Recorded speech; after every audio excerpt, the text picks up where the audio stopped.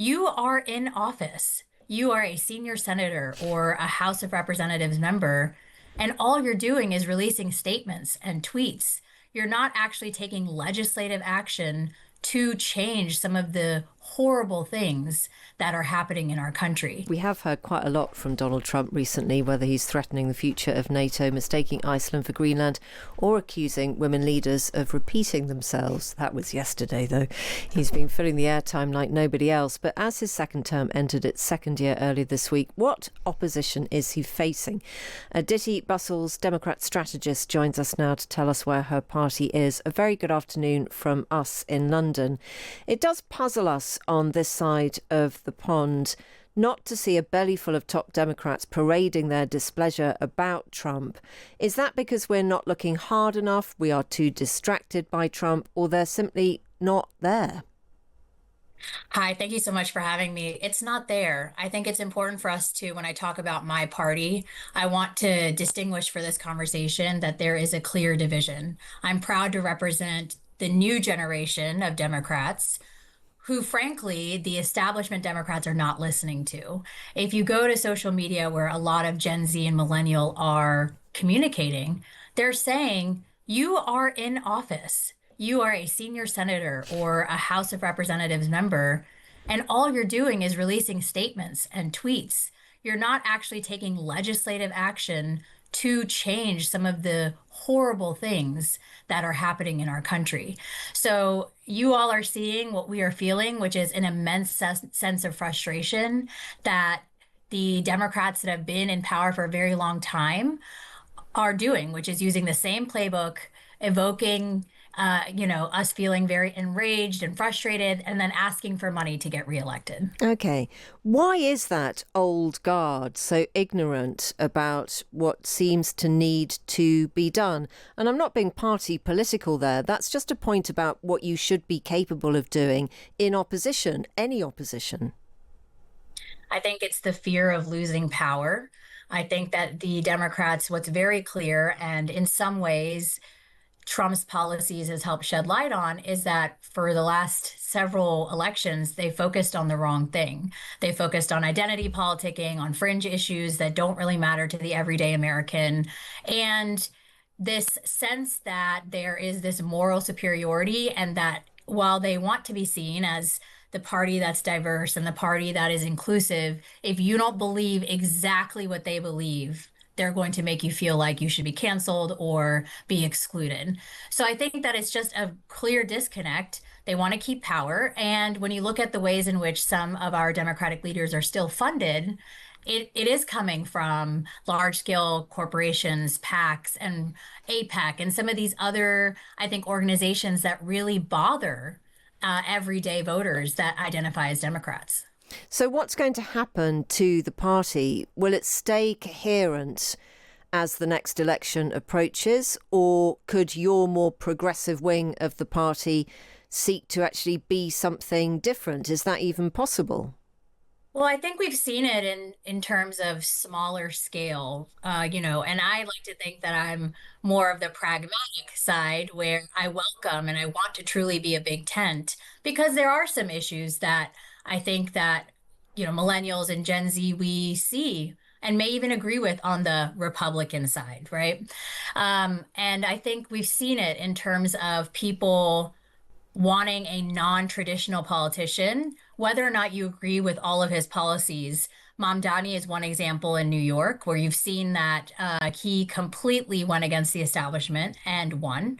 And I think you're going to start to see more of that. People bucking the system, working outside of the traditional Democratic establishment and infrastructure, and really mobilizing everyday voters who may even consider themselves as independent to come out and vote and try and do something different. I think there's also this general new sense of incumbents aren't safe. As an incumbent myself, I recently came up short in my election. there is this sense of we need new energy, primary everyone. And I think that that is what we have to focus on in terms of the state and local level is getting good leaders in there that are not beholden to special interests and will actually represent the people that they are serving. Is there embarrassment within the Democrat Party about what happened with Joe Biden? There seemed to be a period after Trump was elected where the Democrats seemed unable to explain to people why they had hung on to Joe Biden for so long. I wouldn't say it's embarrassment. I think there's frustration. Again, in the circles that I'm in and the folks that I'm talking to, our frustration began when there wasn't a true primary for us to be able to choose someone that would represent the values that we hold. I do think it's important to recognize the mistakes that that process made, which set up Kamala Harris for failure in many ways. But I also think that that is the issue with the Democrats that are currently in power. They're afraid to say when they've made a mistake. And I think that you saw that with people kind of trying to reconcile some of the things that everyday voters didn't agree with in the Biden administration. But that being said, there's no comparison between the era that we're in now. I heard one of your colleagues say people will be reading about this. Kids will be reading about this in their textbooks because I could have never imagined the extreme lengths that we have gone in our country under the Trump administration. Who would you back for the next presidential nomination? Would you back Kamala Harris again? I think I have not seen anybody that is compelling, that is speaking to some of the issues that I have raised in our discussion today. I think that it would be good to have a fresh face, someone who is not part of the political apparatus. I don't know who that person is, frankly, right now on the presidential level. I think we've identified and are continuing to build a pipeline on the local and state level. But I think that there needs to be, as we say in the South, a real come to Jesus moment in terms of continuing to platform the same people that are not actually getting things done.